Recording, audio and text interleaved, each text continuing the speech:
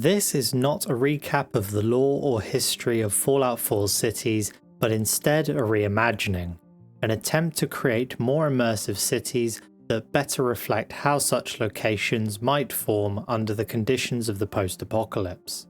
I think it's fair to say that the major urban centres in Fallout 4 are pretty disappointing, with their tiny populations, pitiful development, and just a general lack of character.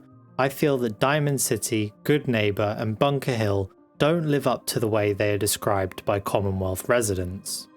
From my research into the general opinions of the Bethesda player community, this is down to two reasons. The first is a gameplay focus, where the cities were condensed down to their most essential elements to facilitate easy gameplay and make their unique characters stand out. On the other hand, many people, including myself, believe that it is mostly or entirely down to technical limitations with the creation engine, which has come to develop a pretty notorious reputation for bugs and struggling with high quantities of NPCs or large, structure-rich environments. This means that condensing cities down is essential to ensure the gameplay runs as smoothly as possible. In order to understand what was wrong with Fallout 4's cities on a structural level, I got my friend Ladybird, who works in the urbanism and architecture sector, to lend me her knowledge and help me with this video. The urbanism sections will thus be covered by her.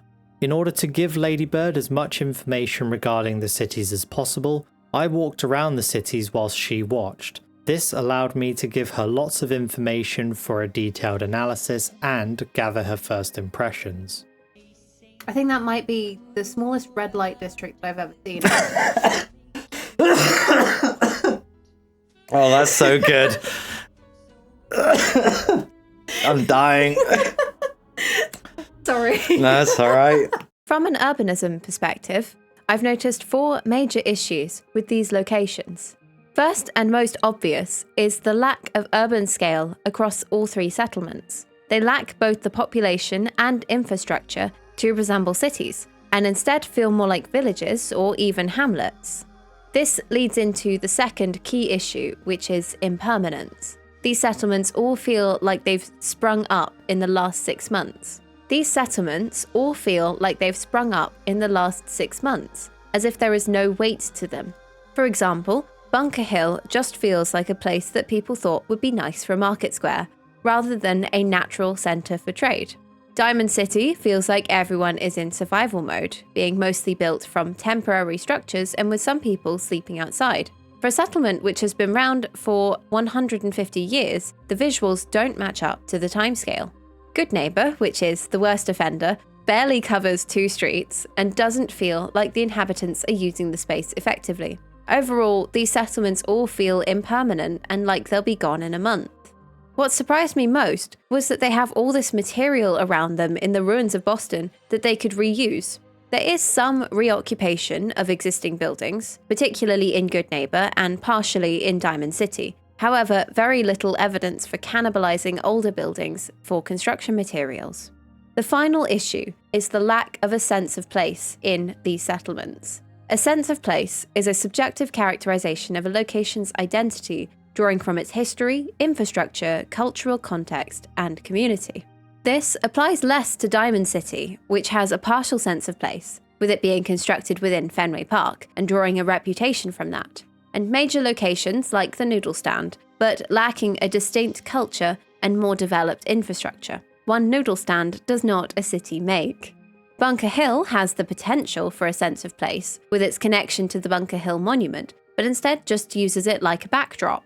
It has an identity for being a home of caravan traders, but very little beyond this. What is stopping the merchants from setting up shop anywhere else in the city?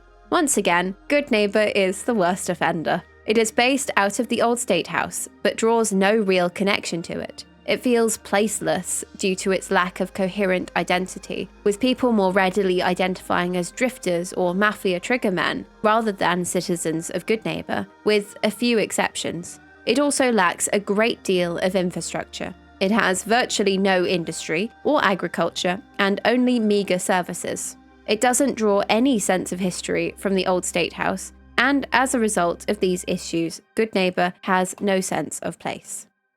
I have 3 issues with the city-states, particularly in their world building. The first issue is the economies of these cities don't reflect how they are talked about by Commonwealth citizens, or how they would be in a more grounded setting.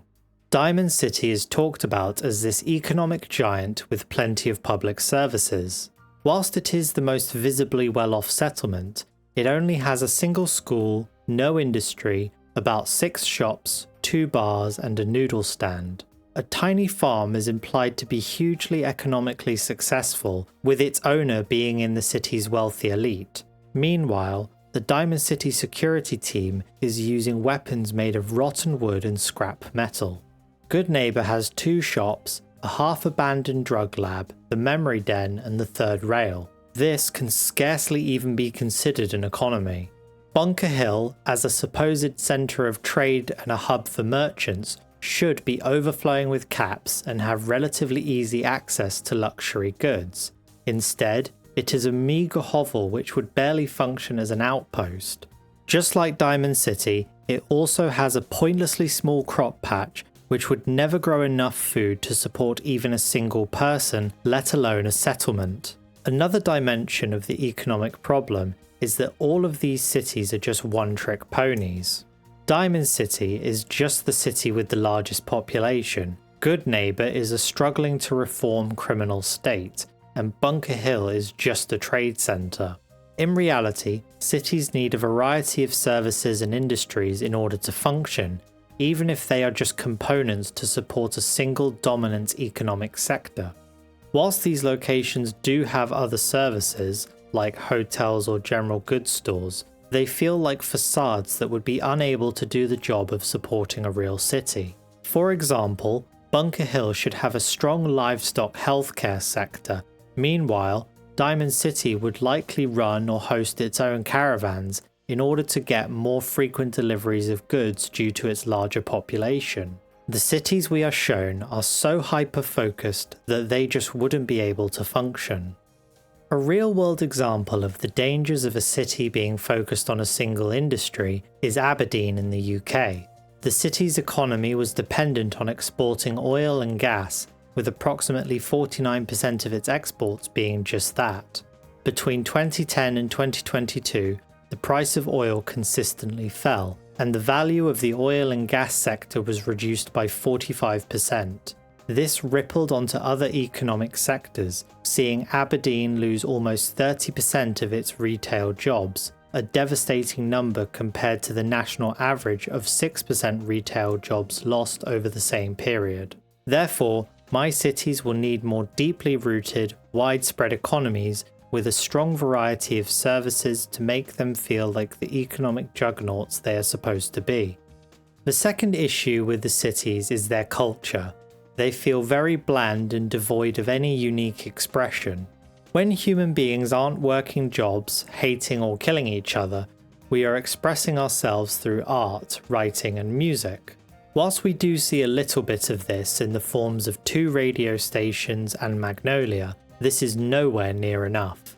We should be seeing more things like festivals, buskers and dancers, and these artists would be seeking the patronage of their respective cities' wealthy elite. The third and final issue is the lack of more intense rivalries between the 3 cities. With these cities being so close, there would be intense competition for trade routes, salvage, and recognition as the most important. This competition could be violent or more diplomatic, with cities undermining each other's caravans, salvages, or allies. They would seek to outdo each other by attempting to fill certain niches, providing the most or best goods and services, or by battling each other militarily to secure concessions and resources. This competition would be particularly intense on the issue of food security. With the cities being located within the ruins of Boston, growing food would be exceptionally difficult due to the lack of arable land and space. When it came to the construction and makeup of these cities, I can see the signs of 3 key concepts. However, they are not utilised to their full potential. The first of these concepts is informal settlements. Informal settlements often first spring up as shadows of their host cities, forging their own distinct identities over time. For this theme, I read a number of articles on how and why informal settlements grow and what common threads they are categorized by. One particularly good source was 4's of Informality, which provides examples from across Southeast Asia of different patterns of settlements and their features. It explains 3 main ways which an informal settlement grows: settling on unclaimed land, attaching or growing out of a more formal city, or inserting itself into abandoned fragments. Kowloon Walled City is probably the most famous real-world example of a settlement inserting itself into a fragment of urban space. The city occupied a 6.4-acre square of land on a former military outpost and rapidly grew from there. Kowloon's density peaked at around 50,000 residents, or the equivalent of 1.2 million people per square kilometre, before its demolition in 1994. In her video about Kowloon, architect Dami Lee describes the growth of it like a rhizome, where the whole city developed into one continuous organic megastructure rather than a structured, planned expansion. In Fallout 4, Diamond City acts in the same way as Kowloon, using the shell of Boston's Fenway Park as an enclosure which sets a formal boundary where the city ends, limiting its footprint. The old baseball diamond was colonized first, being flat ground, with levels reaching higher and higher over the decades until they almost peak out over the Great Green Wall, and the stadium's stands act as scaffolding to attach new buildings to. Like Kowloon, as well as the favelas across Brazil, homes are erected level by level, with columns and scaffolding ready to take on the next generation's construction efforts. Houses on the main square will be multifunctional, with shops or factories at ground level and living quarters built above these. In comparison to the fortress at Fenway Park, you stumble upon Goodneighbor. Boston, the city observed, describes the old State House as symbolizing Boston, partly in its original function as the meeting place for the Commonwealth's government, and later as a museum, it acts as a central focus for the area. The old State House retains this focus after Goodneighbor is founded, but the settlement itself is difficult to find, having squeezed itself between the old buildings of the financial district. According to 4's of Informality, this act of hiding away is common in settlements with a high proportion of stigmatized identities or places with strong external hierarchies, so it makes sense that a city-state whose population is primarily ghouls, like Goodneighbor, would subconsciously adopt this approach. The Bunker Hill Monument acts as a beacon for the settlement at Bunker Hill, where the ebb and flow of merchants takes up most of what was once a formal park. This direct dependence on and occupation of existing formal structures is labelled as adherence in 4's of Informality, and can be found in the real world in cities like Santiago, Chile, or Bangkok, Thailand. Because of its strong focus on trading, Bunker Hill's development doesn't hide itself away, instead taking advantage of the space around the monument. The second concept is called spoliation. Disused buildings have been used as quarries for millennia. Popularized by the Romans, which is where we get the word spolia from, spoliation is the act of stealing materials from older structures and reusing the materials in newer buildings. There are 2 core attitudes to spolia as material reuse. Firstly, the practical side. From this angle, materials are used simply because they are to hand and there is no deeper meaning to it. Most reconstructed buildings in Fallout's Boston will be built in this way simply because it is the most straightforward approach. Rubble is freely available, mortar and aggregate is relatively straightforward to make. How hard can building a wall be? For example, brick manufacture was lost in Britain following the collapse of the Roman Empire. With the arrival of the Anglo-Saxons, who did not have a brick building industry and primarily built with timber, many surviving brick buildings from this era used reclaimed materials from old Roman ruins. Diamond City's homes and shops have been built with whatever residents can fit through the turnstiles. With the exception of the school bus on the roof, I would love to know how they got that up there. Materials need to be easy to access, light enough to be carried by hand, and small enough to pass through Diamond City's narrow passageways and up through the stands. Residents of both Bunker Hill and Goodneighbor are more likely to simply reuse existing structures, filling holes with whatever material they have to hand. In a city of ruins like Fallout's Boston, building material is everywhere. Masonry can be taken from buildings across the city to rebuild, Frankensteining together materials from across Boston's eras to make something new. In Boston, the primary building stone is known as brownstone. Soft and easy to quarry in any direction, but not a particularly sturdy stone as it turns out. It is vulnerable to freeze-thaw, delamination, exposed size flaking or crumbling, and therefore true brownstones require a lot of maintenance. However, a lot of brownstone-style houses in Boston typically only use it as a facade, with other sturdier materials underneath, like concrete breeze blocks. The second attitude to material reuse is less practical and more calculated, taking material with existing social importance to bolster the new structure's significance and status. To better understand this, I read an article called Spolia and the Open Work, which explores the historical value of spolia and the different meanings that can be found in structures which deliberately reused components from older buildings. For example, using materials that have survived disasters such as fires and earthquakes. We would be more likely to see this in Goodneighbor than in the other two cities, where Goodneighbor is divided by competing mafia families who constantly want to one-up each other. Construction could combine found materials with sculptures or statues found around Boston's financial district, in a manner similar to Hancock's appropriating the original John Hancock's outfit from the old State House.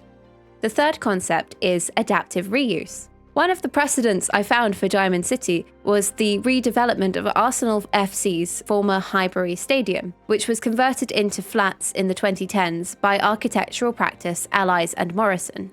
The scheme aimed to retain as much existing fabric as possible, given the cultural importance of the stadium to the history of football.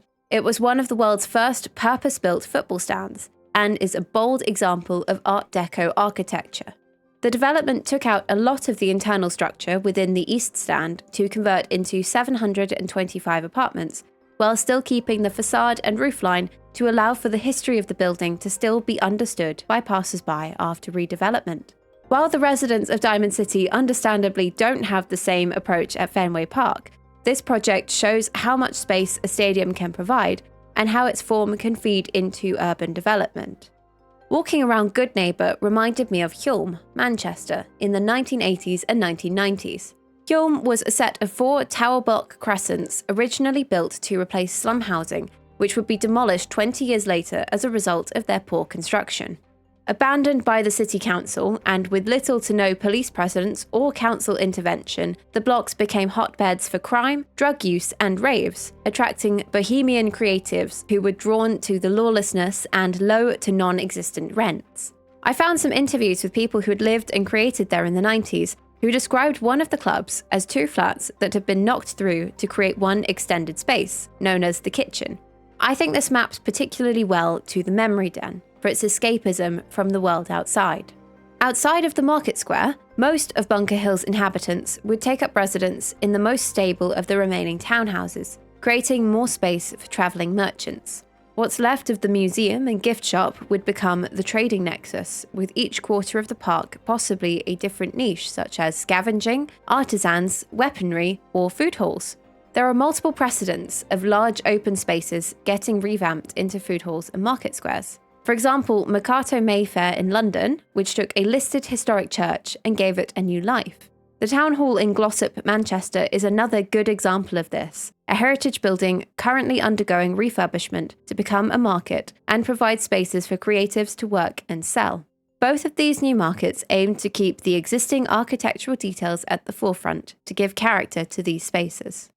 To get a good idea of how city-states or powerful cities function on an economic, social and political level, I looked to both historical and modern examples. Powerful or independent cities were able to thrive by generally, but not always, fulfilling 3 important criteria. The first was the development or filling of a certain economic, social or political niche. The second was physical connection via roads or oceans to other markets.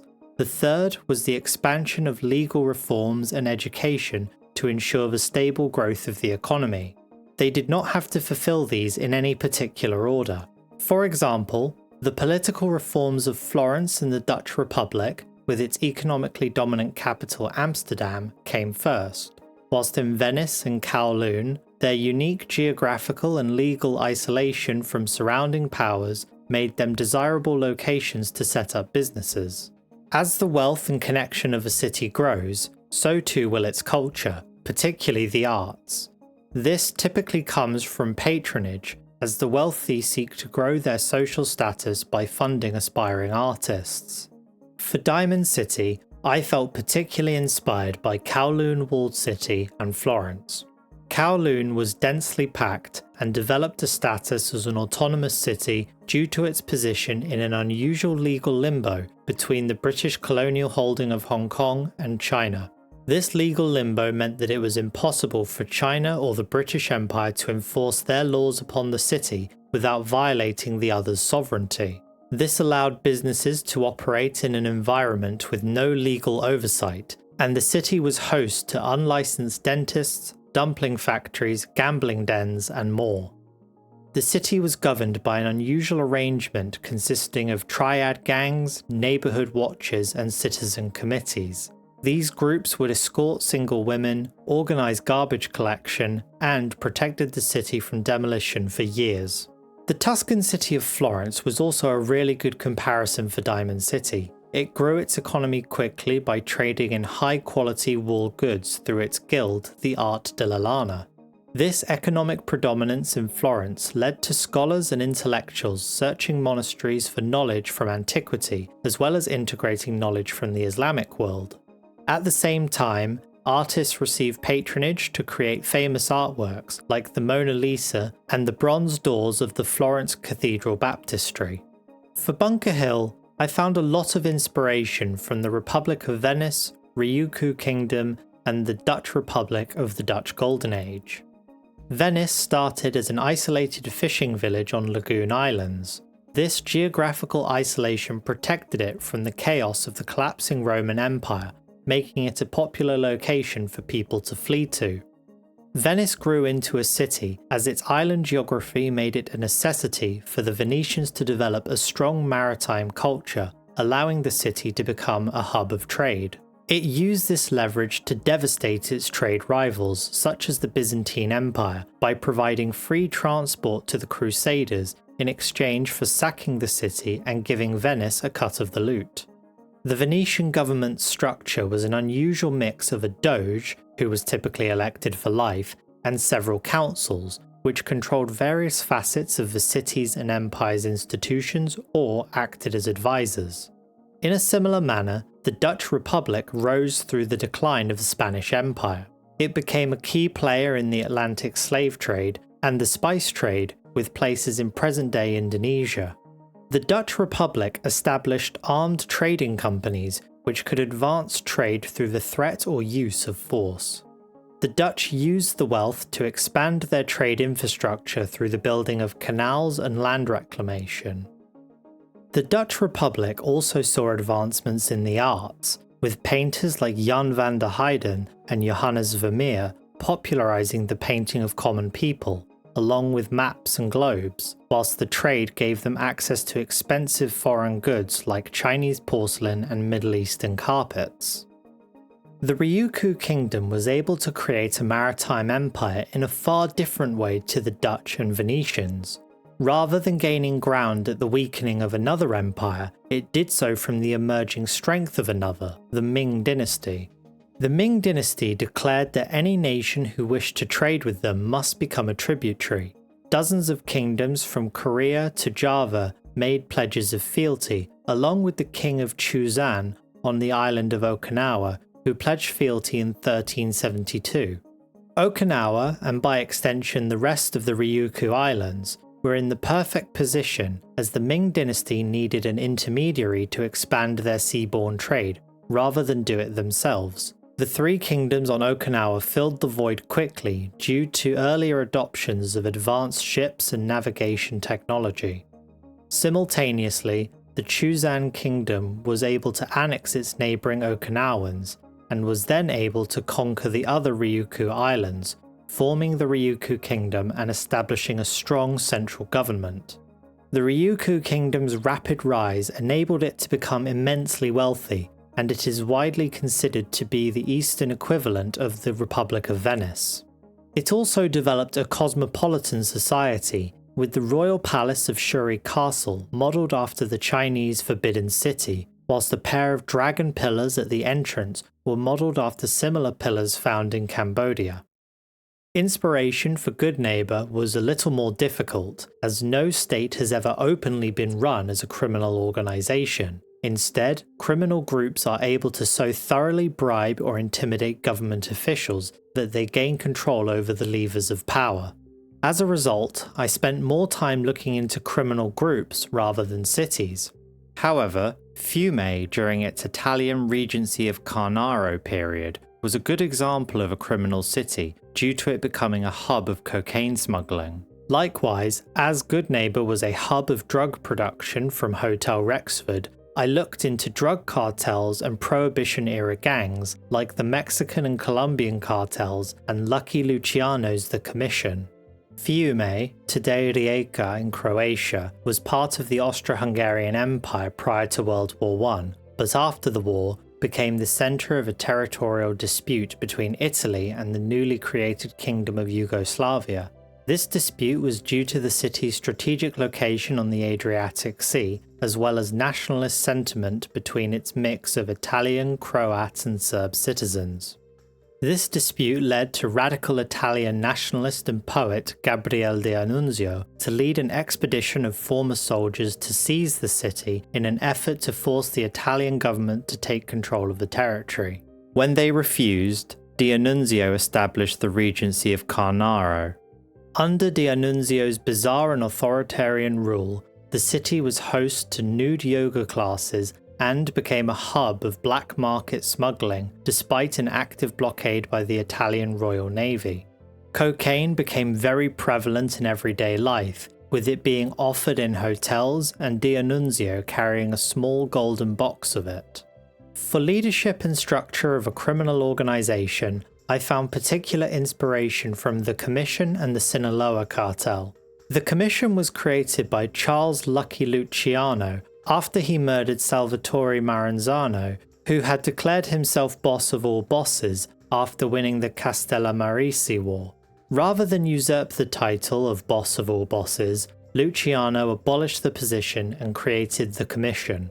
Rather than the top-heavy rule of other criminal organisations, the Commission acted more like a board of directors, overseeing all mafia activity within the US and mediating disputes. It contained members from all major criminal outfits and families, including the 5 families of New York, Al Capone of Chicago, Philadelphia, Detroit, and more, with typically one person being appointed chairman. This collective leadership and mediation between the various criminal outfits of the US allowed the Commission to remain a major player in US crime until the 1980s. In a similar manner, the Sinaloa cartel has also employed a horizontal leadership structure. This allows them to produce and smuggle heroin and fentanyl effectively and protects them from collapse, as the loss of one part of the network doesn't undermine the entire organization. Rather than telling a long, detailed story of each city with its various quests, I want to provide more of a general vibe. The concept art shown was commissioned before all the ideas were nailed down, so they don't perfectly reflect what I was going for, but still do a decent job. The Great Green Jewel, Diamond City. By far the biggest city by economy and population, its towering buildings reach to the heights of the Fenway Park walls. The lower levels rarely get much light, with the exception of the noodle stand, which has been left intentionally undeveloped to act as a central meeting place. A series of workers' unions and artisan guilds are the principal organising forces within the city, managing groups like scavenger teams, upcyclers, factories, breweries, and more. The most powerful of these is the Union of Upcyclers, who repair old-world tech like computers, farm equipment, and most importantly, robots. Military robots are the key to Diamond City's power. Through controlling the sales of repaired robots to the city's owned robot commission or to trusted outside buyers, it has been able to grow its economy and keep several clients in need of their repair services. Factories and metal workers' unions make clothes, long-life food, and firearms. The wealthy upper class live in the upper stands, where limited space but the sturdy foundations of the stadium have created high-quality residential homes. The rest of the city's residences live in the towers, with each tower complex being a mix of residential, leisure, factory and business spaces, connected by dozens of similarly ramshackled bridges and corridors. The wealthy compete to improve their social standing with the lower class residents through the patronage of photographers, graffiti artists, writers and singers, ensuring a circular flow of wealth between the upper stands and the towers. A city-wide election chooses the mayor, but this role is mostly focused on managing disputes between the various unions and guilds and coordinating the highly militarized and professionally paid city guard. The Diamond City Guard has its work cut out for it, between breaking up fights or monitoring protests to disrupting and destroying smuggling rings, which seek to bring booze and drugs from Good Neighbor in and take robot parts, boat components and caps out. The Diamond City Stamp, a series of ink and wax stamps and serial numbers, has been a relatively effective countermeasure and allowed guards and citizens to quickly identify chems, booze and goods moving into or out of the city legally, and despite its cost, has remained popular with the citizens, who widely revile Good Neighbor. The boat components are made by request for Bunker Hill, and typically exchanged for caps or in kind, in the form of luxury goods or the rights to transport goods with Bunker Hill caravans. The cost of these rights are so expensive that Diamond City has been forced to establish its own, rarely profitable caravans in order to keep control of its food supply. The city of well-pressed suits and machine gun thuggery.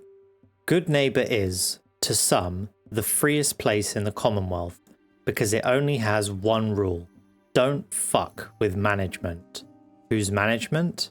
Management is a collection of chem cooks, smugglers and mafia families that jointly run Hotel Rexford, and by extension, Good Neighbor. They rallied together to prevent Hancock's reforms and have effectively sidelined him, leaving him politically isolated in his base at the old State House.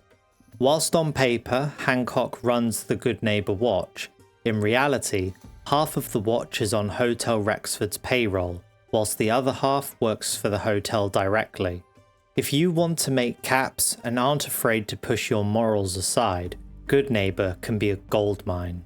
The trafficking of slaves, gun running, and sponsoring raiders is all tolerated in Good Neighbor, so long as the violence is kept off the main streets surrounding the hotel, which is where most of the city's population live. But chem cooking and smuggling is monopolized under management. If you want to do business in Good Neighbor, you have to pay them tribute. This can be in caps, buying chems, or renting shipping space on the third rail. The third rail is the only working train in the Commonwealth, and management uses it to quickly and safely move chems across the region, whilst others typically rent it to move weapons, slaves, or just to travel. It's expensive to rent the third rail, but all who use it, even if only once, swear wholeheartedly that it is the safest way to travel the Commonwealth. The cultural scene of Good Neighbor is a unique blend of free love, drug use and experimental aesthetics. Prostitution is openly accepted and made fairly safe by several well-organised protection groups. Chems are offered in cafes and restaurants. Pirate and private radio stations read comic book stories to eager listeners, providing a taste of pre-war literature. The hotel's lounge is host to some of the finest singers and musicians in the Commonwealth, paid lavishly and protected on management's caps in order to attract them to the city. But the true highlight of Good Neighbor's cultural tapestry is the memory den. Using pre-war simulation pods and advanced neural scanners, the memory den allows its customers to relive memories from their past as clearly and realistically as the day they happened, providing what many have described as an unparalleled high. Good Neighbor's criminal activity and frequent alliances with raider and drifter crews has made them despised by Diamond City and Bunker Hill. who routinely deploy their respective military apparatus to combat what they describe as terminal and frequent criminality. Despite the rivalry for economic dominance between these two cities, on more than one occasion, Diamond City and Bunker Hill have unofficially joined military forces to reduce Goodneighbor's influence. The unity never lasts, as management will offer special terms to one side in order to end the violence, and then focus their efforts on pushing the other into a quiet stalemate. A march on Goodneighbor is out of the question, as one city annexing another would disrupt the power balance by making the annexing city too powerful in all metrics. Thus, in the interest of quiet rather than peace, Goodneighbor's existence is tolerated, provided they don't get too ambitious. The home of the caravanners, Bunker Hill. When the atomic fires had finally gone out and humanity returned to the surface, the monument at Bunker Hill miraculously still stood tall. If any of the survivors' descendants had known of what the United States of America was prior to the Great War, they might have concluded that it was a testament to the greatness of the nation. Alas, they do not. Instead, the monument has become host to a city of capitalists, with traders, caravanners, and aspiring business owners flocking to the giant marble monolith that reaches boldly towards the sky. The monument is located at the intersection of several still-standing bridges, and being on the banks of the Charleston River has provided the city with the ability to rapidly grow its population and economy. It quickly took control of the nearby Irish Pride Industries shipyard and added river and coastal travel to its trading capabilities, granting it the ability to connect settlements and customers who would normally be weeks away on foot. As the city grew, a plutocratic council was formed.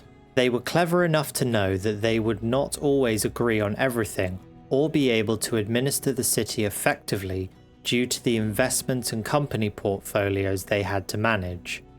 And so they began to appoint a key fixer to run and organize the city and its traders, while simultaneously acting as a tie-breaking vote should that occasion arise.